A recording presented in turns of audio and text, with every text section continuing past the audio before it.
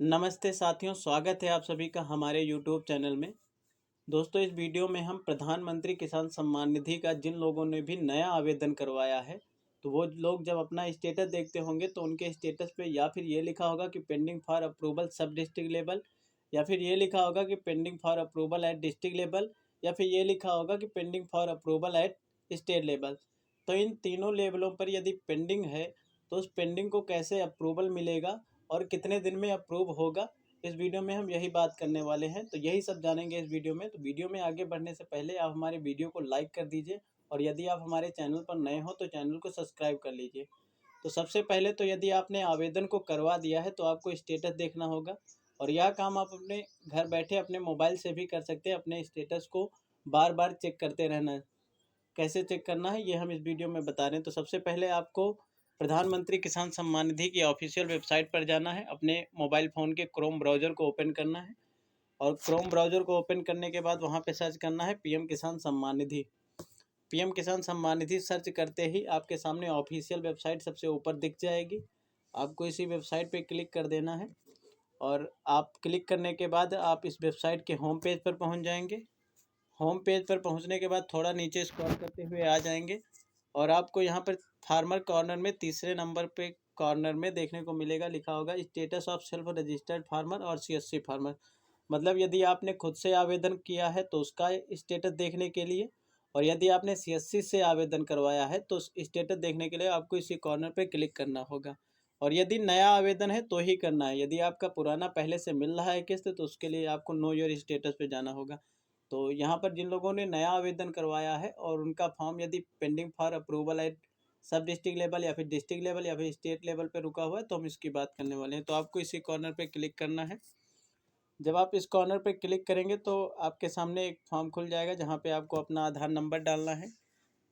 यहाँ पर आधार नंबर को डाल देना है, और यहाँ पे जो ये कैप्चा लिखा हुआ है इस बॉक्स में फिल करने के बाद यहाँ पे सर्च करना है। तो ये काम हम आइए कर देते हैं। आप लोग देख सकते हैं कि हमने यहाँ पर आधार नंबर को और इस कैप्चा को यहाँ पर फिल कर दिया। अब यहाँ पे सुना है, जब आप सर्च करेंगे तो आपने जो आवेदन करवाया होगा उसका स्टेटस आपके सामने खुल के आ जाएगा। देखिए, स्टेटस खुल के आ गया है। अब इसी को थोड़ा सा नीचे स्क्रॉल करना है, ऊपर बढ़ाना है थोड़ा सा। यहाँ पर आपको अपना नाम देखने को मिल जाएगा, यहाँ पर आपके पिताजी का नाम देखने को मिल जाएगा, यहाँ पर आपके आधार के लास्ट 4 डिजिट देखने को मिल जाएंगे, यहाँ पर आपके मोबाइल नंबर जो आपने मोबाइल नंबर आवेदन करवाते समय लगाया होगा उसके लास्ट 4 अंक देखने को मिल जाएंगे। सब डिस्ट्रिक्ट देखने को मिल जाएगा आपको, आपका ब्लॉक देखने को मिल जाएगा, स्टेट देखने को मिल जाएगा, आपकी डिस्ट्रिक्ट देखने को मिल जाएगी, और आपने आवेदन को कब करवाया है वो डेट भी आपको यहाँ पर देखने को मिल जाएगी। और रीजन फॉर रिजेक्शन, मतलब अगर यदि आपका फॉर्म रिजेक्ट होता है तो यहाँ पर रीजन लिख के आ जाएगा। अब यहाँ पर स्टेटस में देखेंगे, यहाँ पर स्टेटस लिखा होगा और यहाँ पर लिखा होगा, जो भी लिखा होगा, यदि आपने तुरंत में आवेदन करवाया है तो लिखा होगा पेंडिंग फॉर अप्रूवल एट सब डिस्ट्रिक्ट लेवल। तो यदि आपके में लिखा है पेंडिंग फॉर अप्रूवल एट सब डिस्ट्रिक्ट लेवल यानी तहसील लेवल पे रुका हुआ है, तो आपको क्या करना है, जो भी आपने आवेदन करवाते समय जितने भी डॉक्यूमेंट्स लगाए हैं वो सारे डॉक्यूमेंट्स ले जाकर आपको अपने क्षेत्रीय लेखपाल से मिलना है और उसको डॉक्यूमेंट देना है, और वहीं से अप्रूवल उससे ले लेना है। तो ये काम लगभग 5 से 7 दिन में आपको करवा लेना, और 5 से 7 दिन में ये काम हो जाएगा।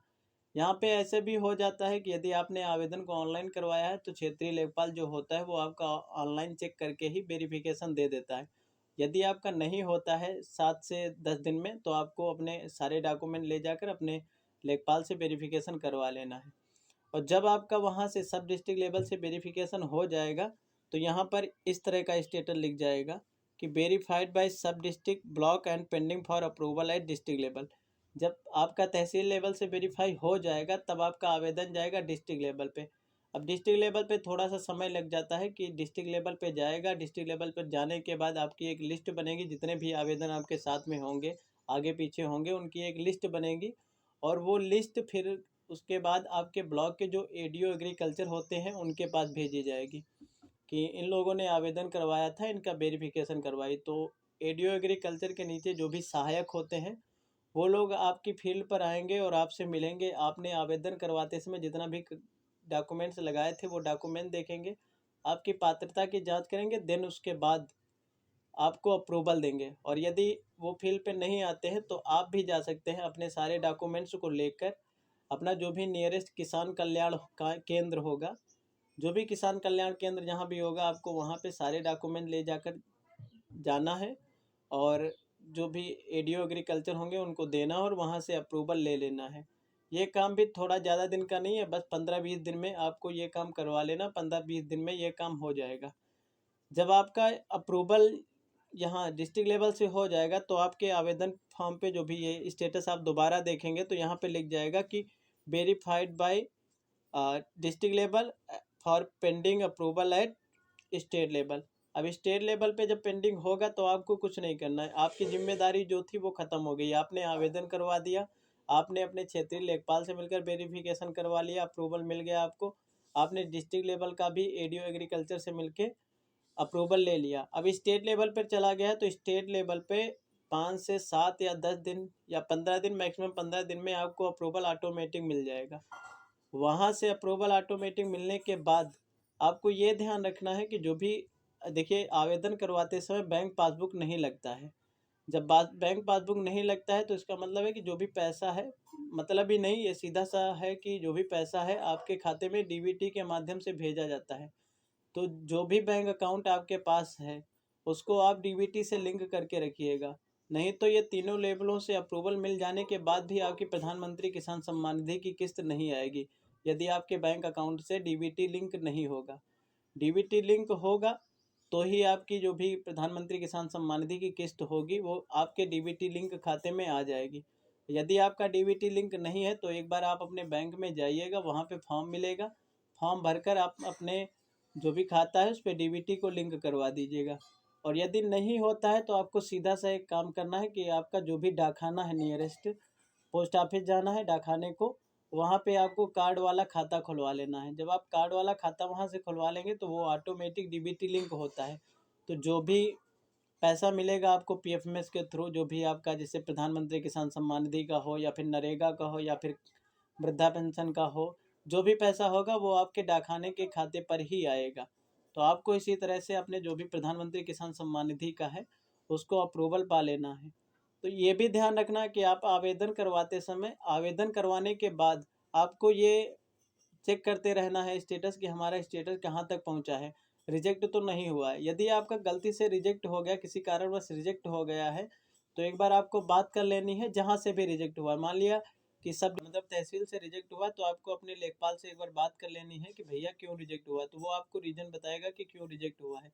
यदि गलती से रिजेक्ट हुआ तो आपको दोबारा आवेदन करवा देना है।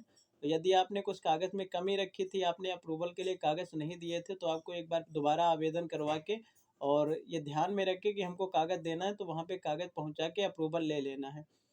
लेकिन स्टेटस को आपको चेक करते रहना है। यदि डिस्ट्रिक्ट लेवल से रिजेक्ट हुआ है तो आपको एडीओ एग्रीकल्चर से बात कर लेनी है कि भैया क्यों रिजेक्ट हुआ, तो वहाँ भी कारण पता चल जाएगा। जो भी कमी होगी उसको पूरा करने के बाद आपको फिर से आवेदन करवाना है।